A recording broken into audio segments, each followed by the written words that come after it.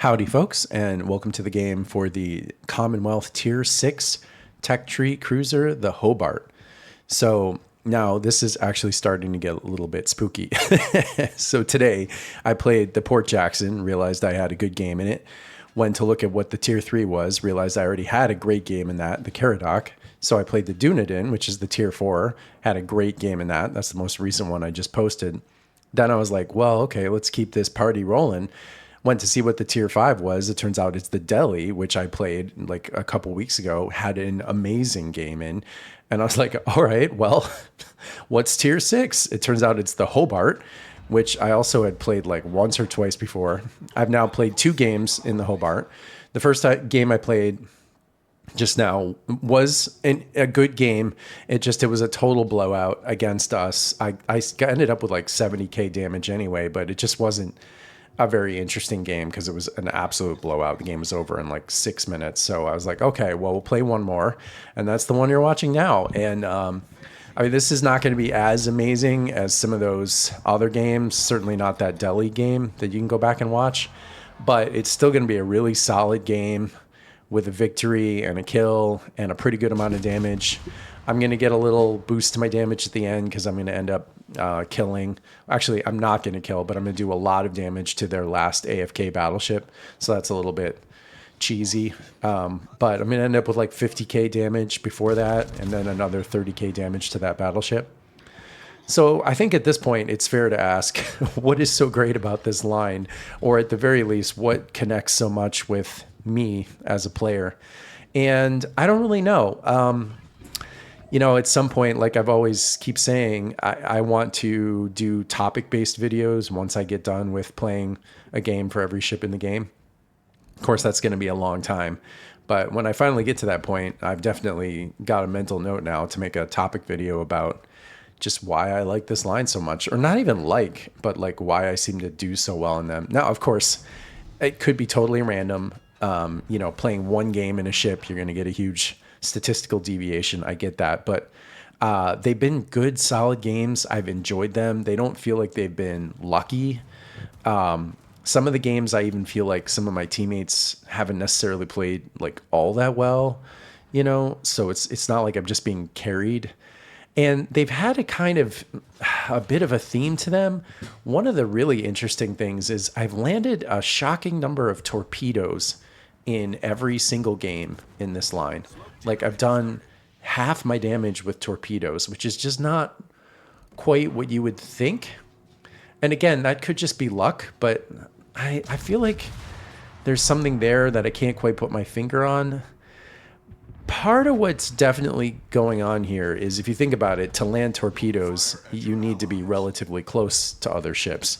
And I feel like because of the lower tier here, where you don't have radar yet, I really can play these ships reasonably close by using a combination of islands and these crawling smokes.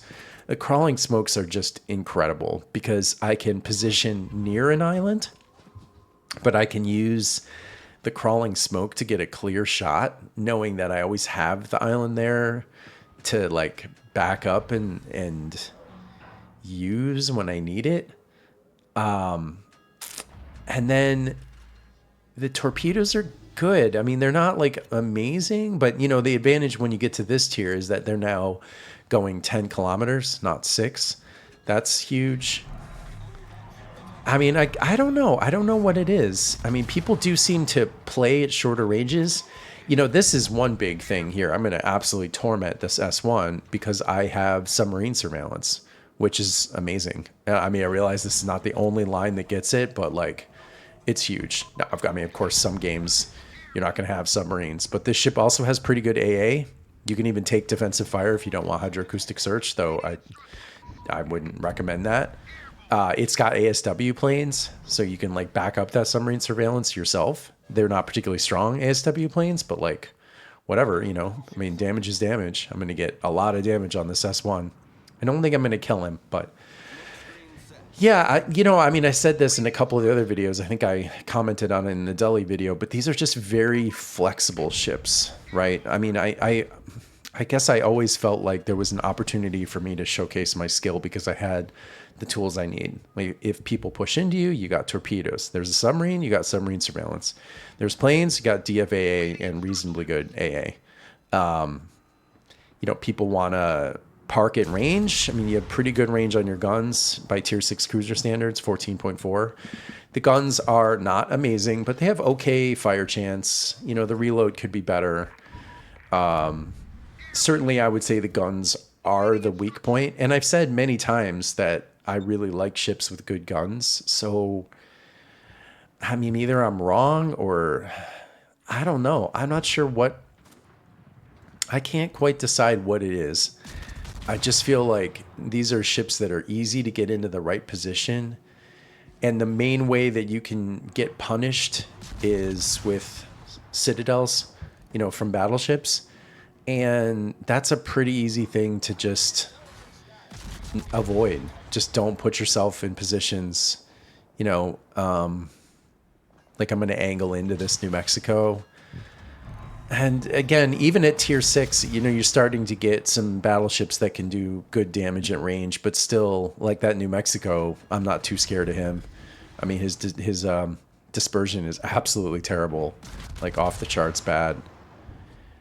And yeah, I mean, I haven't done a ton of damage this game, but I feel like I'm in the mix. I'm helping out. I'm helping my team. I don't know. They're kind of like jack of all trades, I guess, and maybe that's good for my playstyle. I like having all the tools. Having said that, one of my least favorite ships in the whole game is like the Chicama 2 at tier 9, which I think of as the quintessential like jack of all trades, master of none. Like that ship has terrible guns, but it compensates in theory by having a little bit of everything. It's got every trick in the book.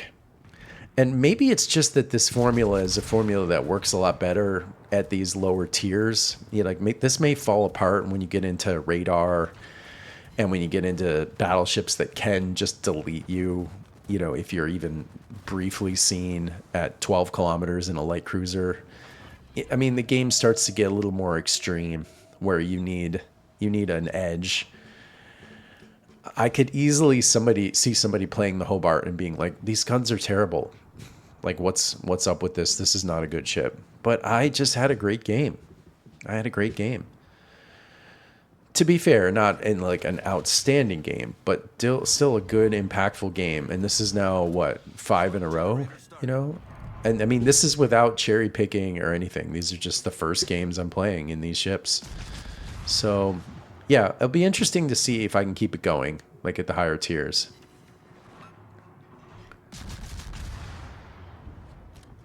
Crawling smoke, man. I mean, just having smoke at all. I mean, that's one thing, right? Is, you take smoke for granted at higher tiers. Also, it doesn't work as well. But for a tier 5 or 6 cruiser to have smoke at all is, a pretty big deal. There's not that many that do. And then for it to be a crawling smoke is just even better. And the fact that you don't fire constantly, like you don't have a high reload, the one advantage of that is people can't blind fire you, right? So, yeah, I don't know. Like, I feel like, part of it is you can tell the influence of this being the most modern line, like the most recent nation that was added to the game, the Commonwealth, because they have modern conveniences, all this stuff, the good turning radius and the submarine surveillance and the crawling smoke. I mean, these are like kind of modern World of Warships tools. Feels like a very modern ship. I don't know. Maybe I'm completely overselling it, and I'm gonna play the tier 7 and tier 8, and I'm gonna get absolutely deleted 4 games in a row, and I'm gonna be like, oh well, okay, that was just lucky. I do love having torpedoes. The more I play these mid-range cruisers and even tier 10 cruisers, I feel like torpedoes are just so helpful. And a lot of it has to do with this, like getting rushed down. Like that's the thing that is a real bummer in cruisers. Like I always bemoan it in the Tiger 59. Like you get into some really interesting situations in the Tiger 59, and if you had torpedoes, I feel like they'd be super amazingly helpful, and then you just don't. Not to mention that thing that I've commented on before, where torpedoes are a way to tell people's speed and heading. Because even if they're out of range of your torpedoes, it'll still give you the torpedo tracking indicator, that white bar, which implicitly tells you like if they're turning in or if they're turning out. I find that super helpful. I'm using it now to see, what the plan is for this Agano and this Scharnhorst. Their team is way down, and they're almost certainly not going to win, but that doesn't mean that they're useless, especially because of the Cyclone. Cyclone really throws the whole game for a loop. I get the Cyclones, and I think they're interesting. I don't know. I'm a little torn about the Cyclones because it's so much RNG. Like, it changes the match so much. I mean, I guess that's inevitable, though. Like, if you're going to have these random changes, yeah, I guess it has to work this way. It really does change the game so much, though. And some ships become way more powerful, basically the brawling ones, like that Scharnhorst. And then others just end up being way less useful. This line is interesting. I can't say these are brawling ships. I mean, they don't have anywhere near enough armor to be brawling ships, but they're also not just like stand at range and spam HE ships. They don't have the range for it. They really are true mid-range jack of all trades cruisers. Like, you want to be, I don't know, somewhere like 8 to 12 kilometers away where you can get away easily. They have good concealment. They all do. You can get away relatively easily, but your guns are still effective, and the torpedoes are in play now, because they have a 10-kilometer range. I shot a lot of AP this game. I'm not really sure it worked out. I ended up getting a lot of shots on, light cruisers, so I felt like I should try it. I guess it did all right. I can't pen this Scharnhorst. Scharnhorst is relatively weaker armor for a battleship, but I can't pen him. So I think I'm going to switch back to the HE. He's on the HE, so I'm just not that worried. I think I'm going to get him with these torpedoes, if I remember right. Torpedoes, dead ahead. Yeah. Yeah, I landed so many torpedoes in these games. Sorry about the cough. Still getting over another cold. Yeah. I like these ships. I honestly do. I think 5 ships in a row is enough for me to call it. The 2, the 3, the 4, the 5, and the 6. I liked them all. I would play these ships again for sure. They're not, they're true kind of all-rounders, right? And maybe that's one of the things I like, is I feel like they reward good play.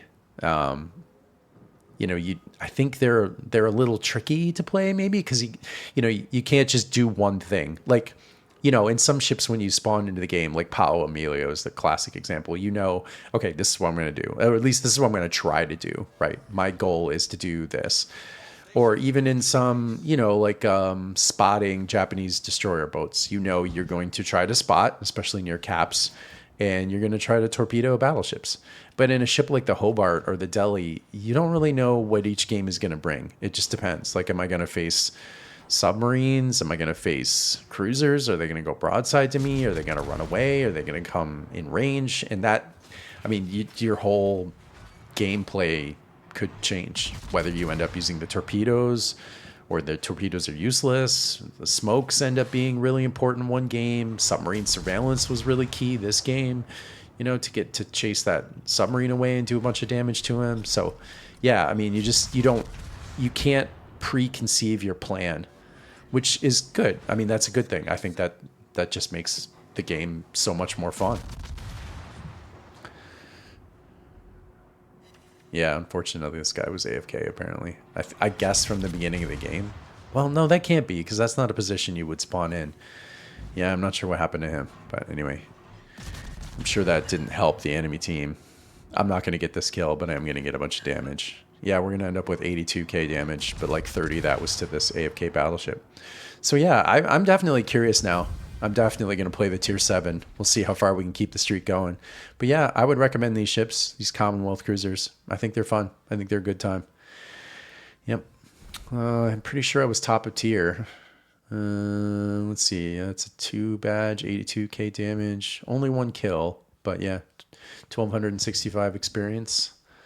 Yeah, again, a lot of damage came from torpedoes. I mean, some of that's inflated because I got those torpedoes on that AFK battleship, but still, I mean, I also sunk that Scharnhorst. Yeah, so there you go. That's it for this one. I'll see you guys in the next one.